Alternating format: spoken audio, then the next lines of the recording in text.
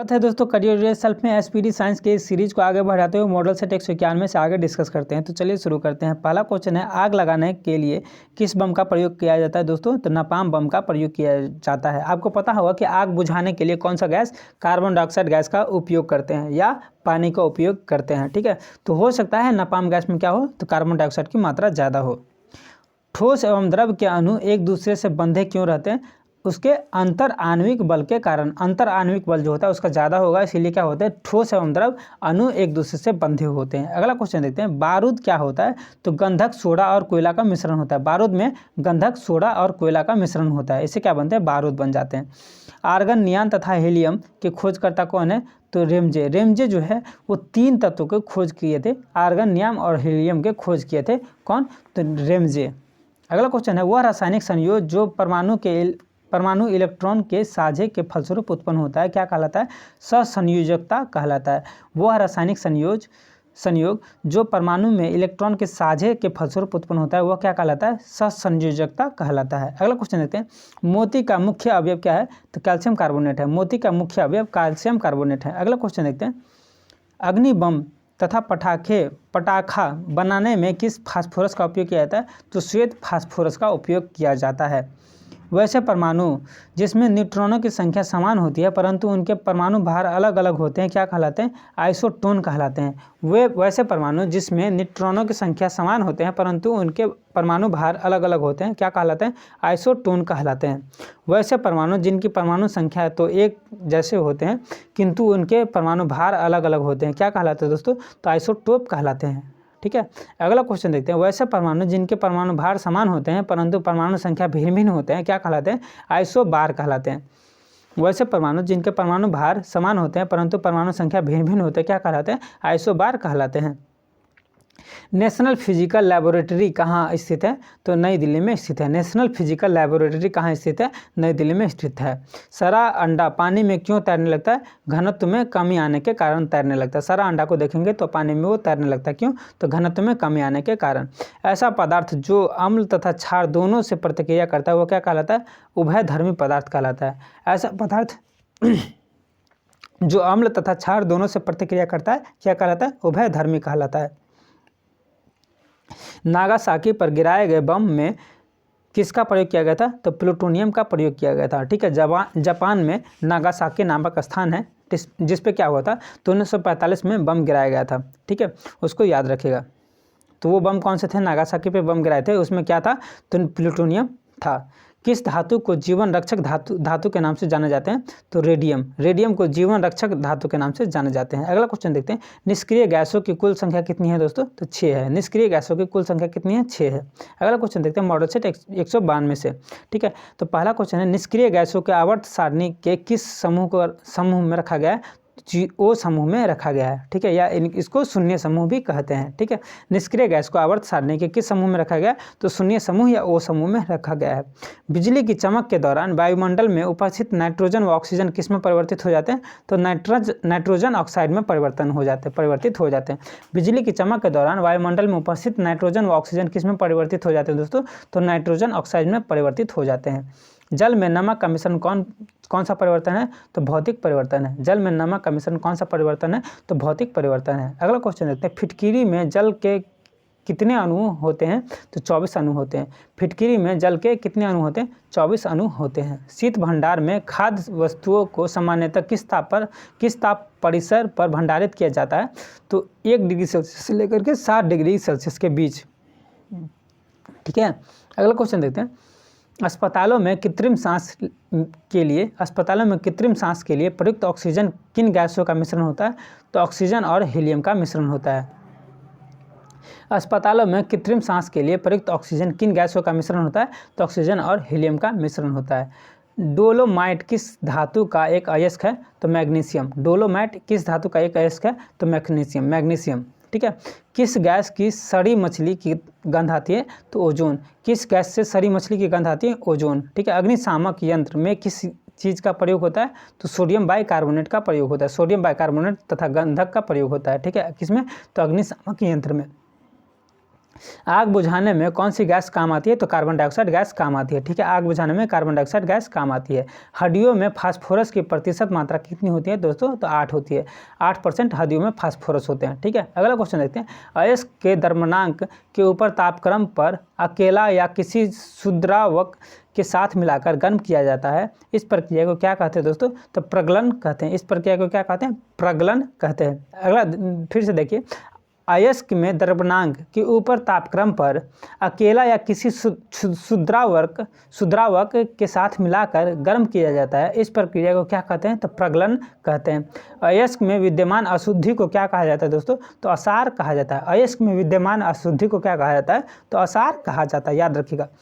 अयस्क के अशुद्धि को दूर करने की क्रिया को क्या कहते हैं? अयस्क का सांद्रण कहते हैं। अयस्क का सांद्रण कहते हैं। अयस्क का सांद्रण कहते हैं। ठीक है, अयस्कों में उपस्थित अशुद्धियों के साथ फलस्क के साथ संयोग कर एक द्रवित तथा हल्का पदार्थ का निर्माण होता है, जिसे क्या कहा जाता है दोस्तों? तो धातु मल कहा जाता है। ठीक है, धातु मल कहा जाता है।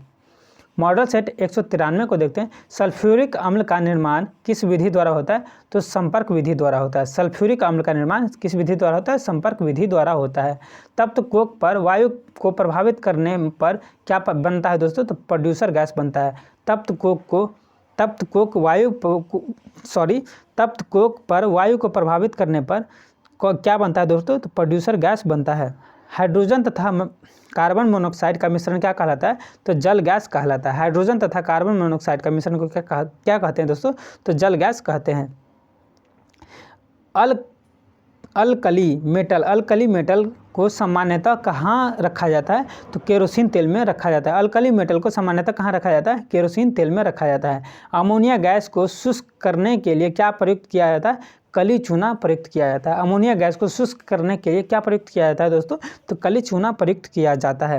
किस धातु पर चोट मारते ही चूर चूर हो जाता है, वह कौन है? तो बिस्मथ है। ठीक है, किस धातु पर चोट मारते ही चूर चूर हो जाता है, वह कौन है? तो बिस्मथ है। ठीक है, अगला क्वेश्चन देखते हैं। हड्डियों में फास्फोरस किस रूप में पाया जाता है? तो कैल्शियम फास्फेट के रूप में पाए जाते हैं।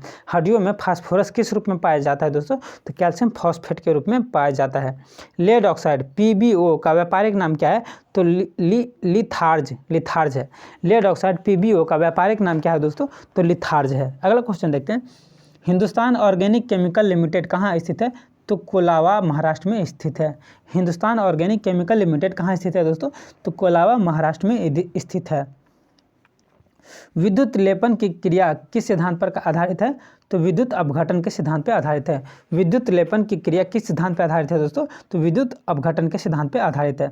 जब दो द्रव्य परस्पर नहीं घुलते हैं तो क्या कहलाते हैं? अमिश्रणीय कहलाते हैं। अमिश्रणीय कहलाते हैं। जब दो द्रव्य परस्पर नहीं घुलते हैं तो क्या कहलाते हैं? अमिश्रणीय कहलाते हैं। ठीक है, अगला क्वेश्चन देखते हैं। मानव द्वारा सर्वप्रथम कौन सा प्लास्टिक बनाया गया था? तो सेल्यूलाइड का प्लास्टिक बनाया गया था। मानव द्वारा सर्वप्रथम कौन सा प्लास्टिक बनाया गया था दोस्तों? तो सेल्यूलाइड का प्लास्टिक बनाया गया था। अगला क्वेश्चन देखते हैं। प्रत्येक आवर्त का अंतिम सदस्य क्या होता है? तो एक निष्क्रिय गैस होता है। प्रत्येक आवर्त का अंतिम सदस्य क्या होता है? तो एक निष्क्रिय गैस होता है। अगला क्वेश्चन देखते हैं। आवर्त सारणी के क्षैतिज कतारों को क्या कहा जाता है दोस्तों? तो आवर्त कहा जाता है। आवर्त सारणी के क्षैतिज कतारों को क्या कहा जाता है? तो आवर्त कहा जाता है।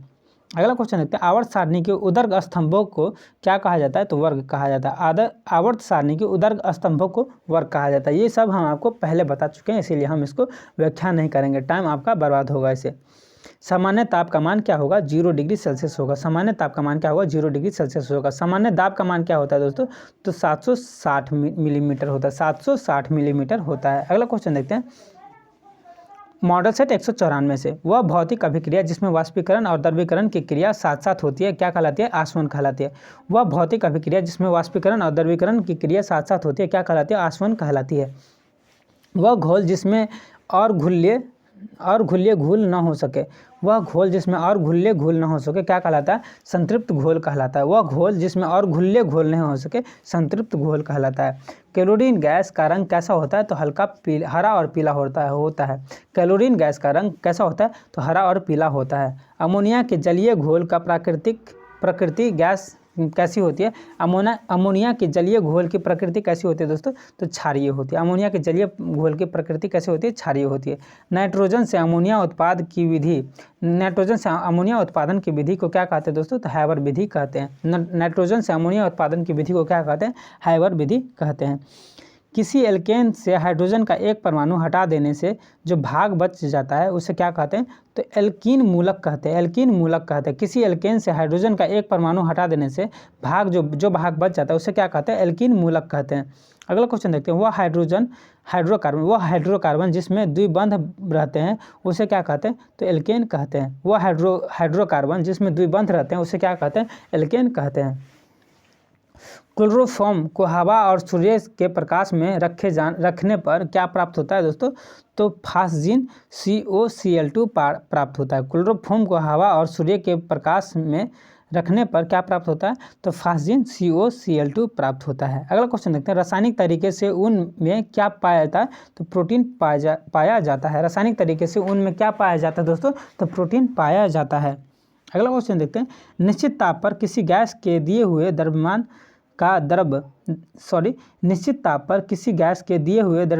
का दाब उसके आयतन के प्रतिलोमानुपाती होता है।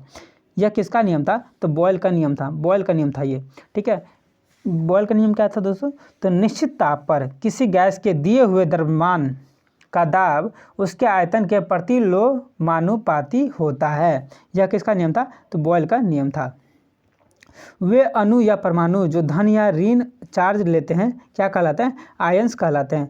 वे अणु या परमाणु जो धन या ऋण चार्ज लेते हैं क्या कहलाते हैं? तो आयंस कहलाते हैं। अगला क्वेश्चन देखते हैं। रासायनिक तत्वों के दूसरे तत्वों से योग करने की क्षमता को पता किसने लगाया था? तो किससे लगाया जाता है? तो संयोजकता से लगाया जाता है। रासायनिक तत्वों के दूसरे तत्वों के योग करने की क्षमता का पता किससे लगाया जाता है? तो संयोजकता से लगाया जाता है।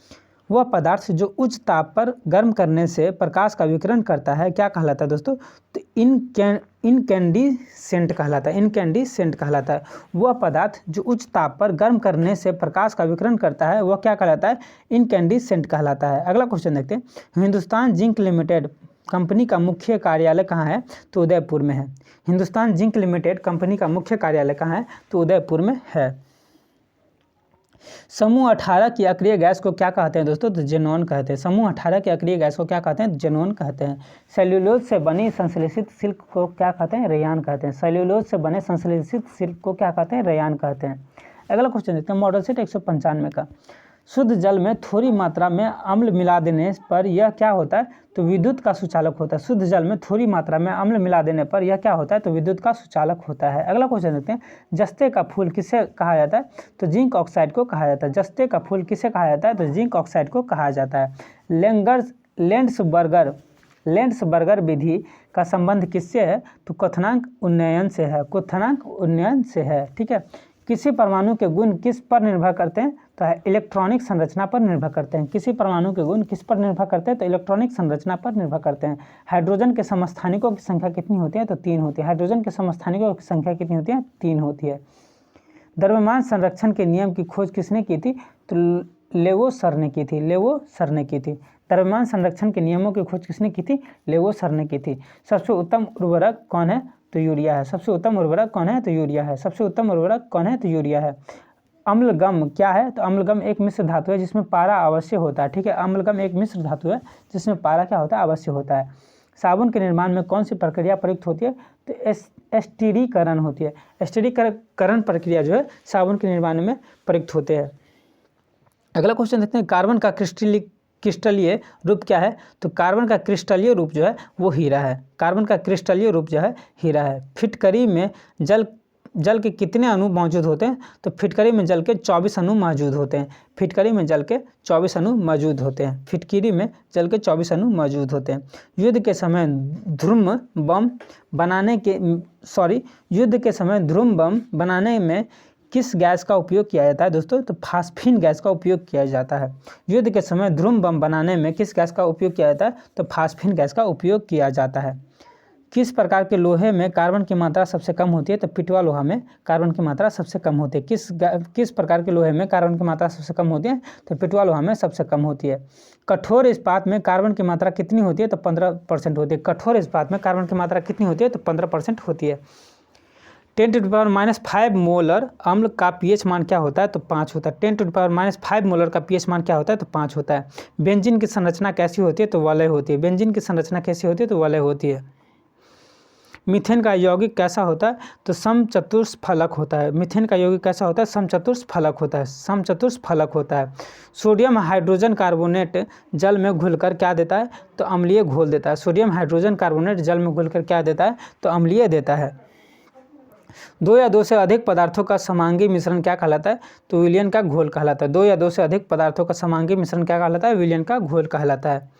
अगला क्वेश्चन देखते हैं मॉडल सेट 196, ठीक है। यदि किसी एक ही पदार्थ का अनेक अणुओं के संयोजन से एक बड़े अणु के बनने की क्रिया को क्या कहते हैं? बहुलीकरण कहते हैं। किसी एक ही पदार्थ के अनेक अणुओं के संयोजन से एक बड़े अणु के बनने की प्रक्रिया क्या कहते हैं? बहुलीकरण कहते हैं। अगला क्वेश्चन देखते हैं अच्छे ईंधन का ऊष्मीय मान क्या होता है दोस्तों? तो उच्च होता है। अच्छे ईंधन का ऊष्मीय मान हमेशा उच्च होता है, ठीक है, याद रखिएगा।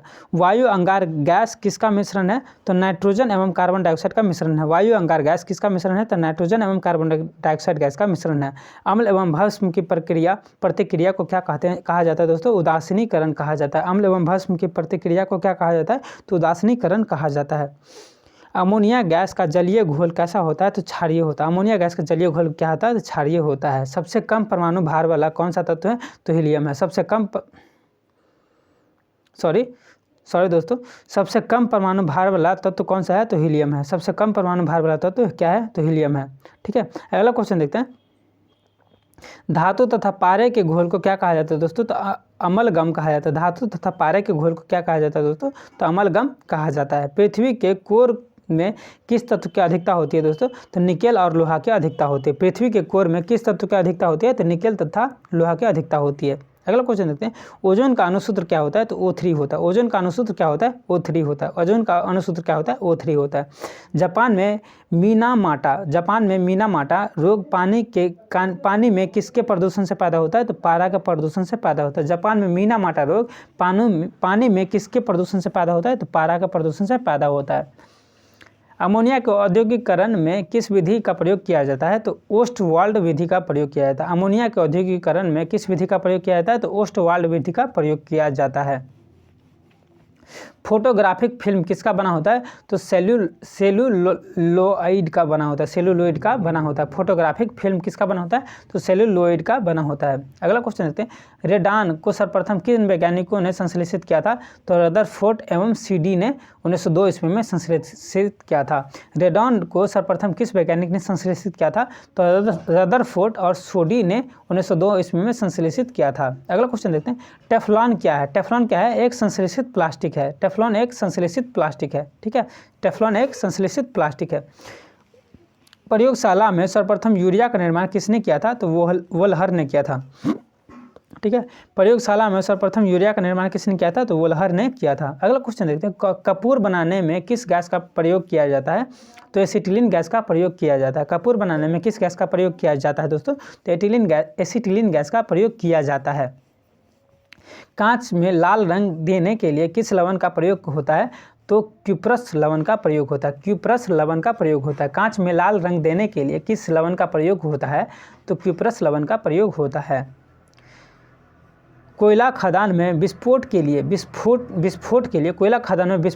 लिए कौन सी गैस जिम्मेदार है? तो मीथेन, ठीक है। कोयला खदान में विस्फोट के लिए कौन सी गैस जिम्मेदार है? तो मीथेन, ठीक है। मॉडल सेट 197 से देखते हैं क्वांटम थ्योरी किस वैज्ञानिक ने दी थी? तो प्लैंक वैज्ञानिक है जो क्वांटम थ्योरी दी थी, ठीक है। गैसीय गति के नियम के अनुसार गैस की गतिज ऊर्जा किस पर निर्भर करती है? तो ताप पर निर्भर करती है। गैसीय गति के नियम के अनुसार गैस की गतिज ऊर्जा किस पर निर्भर करती है? तो ताप पर निर्भर करती है।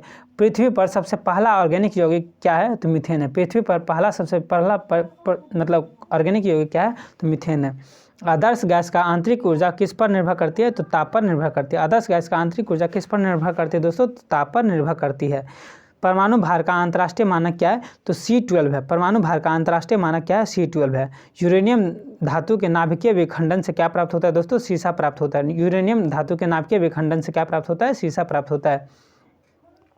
ब्यूटी पार्लर में बालों को विशिष्ट आकार सेट करने में किसका प्रयोग किया जाता है? तो गंधक का प्रयोग किया जाता है।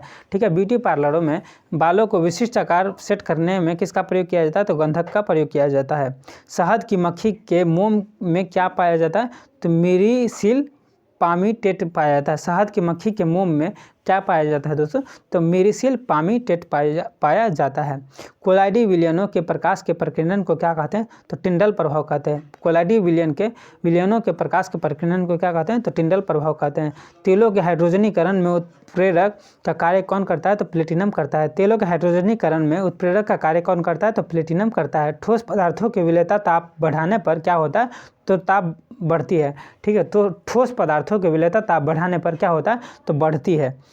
विलय को विलायक में घोलने पर उसका क्वथनांक पर क्या प्रभाव पड़ता है? तो बढ़ जाता है। विलय को विलायक में घोलने पर उसका क्वथनांक क्या होगा? तो क्वथनांक का प्रभाव बढ़ जाएगा। सार्वत्रिक विलायक किसको कहा जाता है? तो जल को कहा जाता है। सार्वत्रिक विलायक जल को कहा जाता है। अगला क्वेश्चन देखते हैं।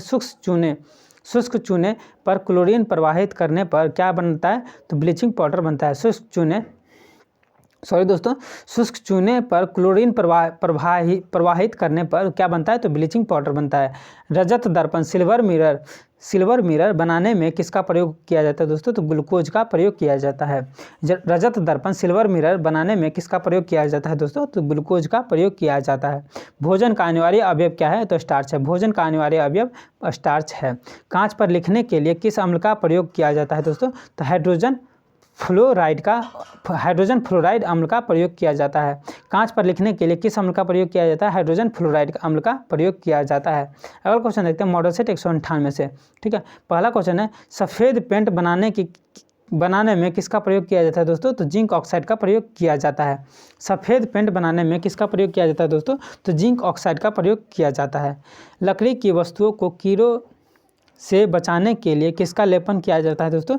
तो जिंक क्लोराइड का लेपन किया जाता है। लकड़ी की वस्तुओं को कीड़ों से बचाने के लिए किसका लेपन किया जाता है दोस्तों? तो जिंक क्लोराइड का लेपन किया जाता है।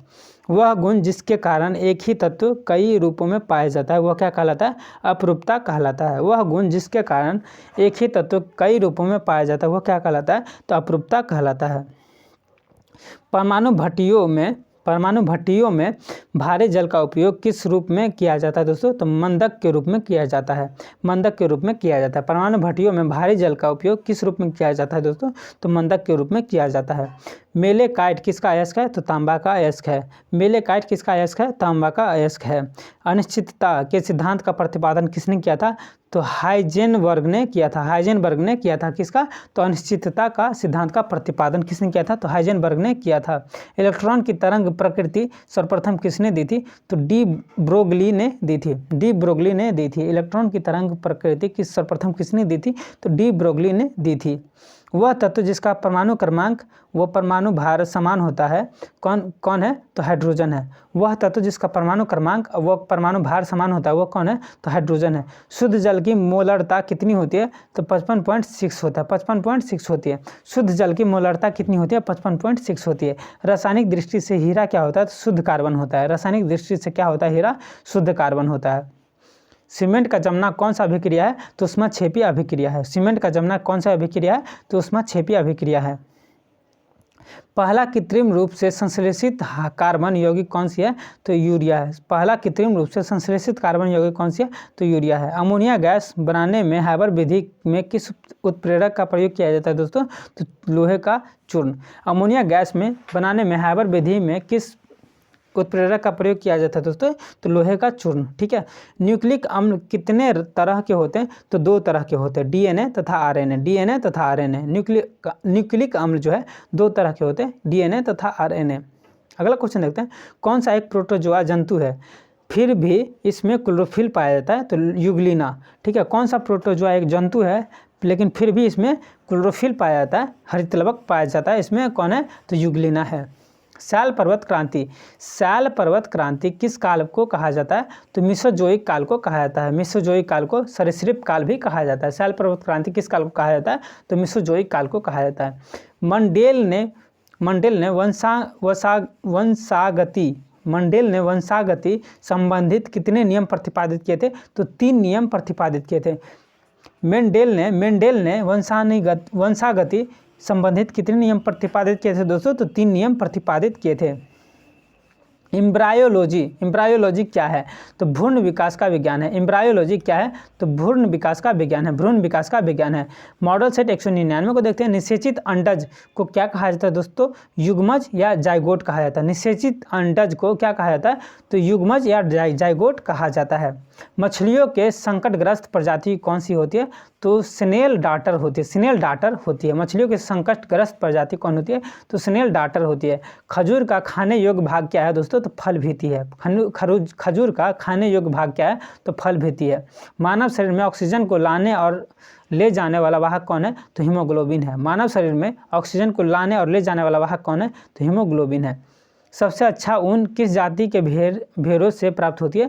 तो मेरिनो जाति से प्राप्त होती है। सबसे अच्छा ऊन किस जाति के भेड़ों से प्राप्त होती है? तो मेरिनो जाति से प्राप्त होती है। मछलियों के अंडाणु और शुक्राणु जनन करने वाला अंग क्या है? तो रो है। मछलियों के अंडाणु एवं शुक्राणु जनन करने वाला अंग क्या है? तो रो है।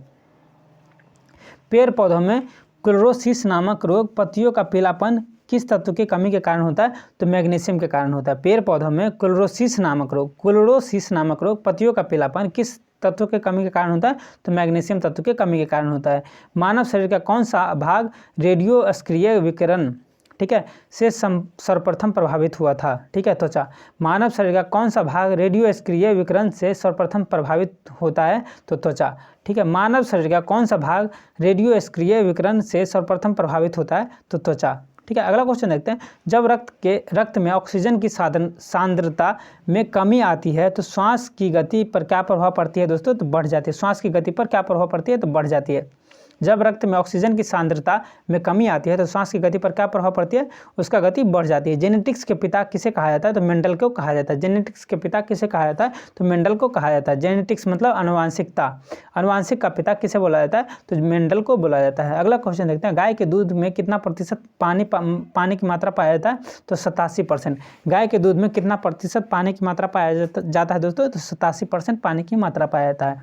स्तनधारियों में ऊष्मा के नियमन के लिए कौन सा अंग उत्तरदायी है? तो श्वेत ग्रंथि। स्तनधारियों में ऊष्मा के नियमन के लिए कौन सा ग्रंथि उत्तरदायी है? तो श्वेत ग्रंथि उत्तरदायी है। भारत का कौन सा क्षेत्र पारिस्थितिकी उष्ण स्थल माना जाता है? तो पश्चिमी घाट। भारत का कौन सा क्षेत्र पारिस्थितिकी उष्ण स्थल माना जाता है? तो पश्चिमी घाट माना जाता है। किस फसल के बीज मधुमेह रोगी को शर्करा स्तर को सामान्य बनाए रखता है? मतलब सामान्य बनाए रखता है या बनाए रखने में लाभ पहुंचाते हैं? तो धनिया। शर्करा स्तर को सामान्य बनाए रखने में लाभ पहुंचाता है। किस फसल के बीज मधुमेह रोगों को शर्करा स्तर सामान्य बनाए रखने में लाभ पहुंचाता है? तो धनिया। अगला क्वेश्चन देखते हैं। पादप कोशिका सिद्धांत का प्रतिपादन किसने किया था? तो एमजे स्लाइडेन ने किया था। पादप कोशिका सिद्धांत को प्रतिपादन किसने किया था? तो एमजे स्लाइडेन ने किया था। जबकि स्वान कौन थे? तो स्वान जंतु कोशिका सिद्धांत को प्रतिपादन किया था। याद रखिएगा, स्वान जंतु कोशिका को और स्लाइडेन पादप कोशिका को सिद्धांत को प्रतिपादन किया था। किसके कारण पादप कोशिका का निश्चित आकार होता है? वह क्या है? कोशिका भित्ति। जिसके कारण पादप कोशिका का निश्चित आकार होता है वो क्या है? कोशिका भित्ति। सेल वाल इसको इंग्लिश में बोलते हैं। सेल वाल इंग्लिश में बोलते हैं। याद रखिएगा। अगला क्वेश्चन देखते हैं मॉडल सेट 200 से। 200 मॉडल सेट है ये। सबसे पहला वायरस किसे खोजा गया? वो कौन है? तो टीएमवी जो है सबसे पहला वायरस है जिसे खोजा गया। किस वैज्ञानिक ने बताया था कि जीव द्रव्य जीवन का भौतिक आधार है? हेक्सेले नामक एक वैज्ञानिक है जो बताया था जीव द्रव्य जीवन का भौतिक आधार है। अगला क्वेश्चन देखते हैं।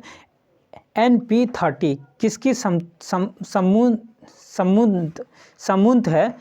NP30 किसकी समूंत है? समूंत किस्म होती है। NP30 किसकी समूंत किस्म है?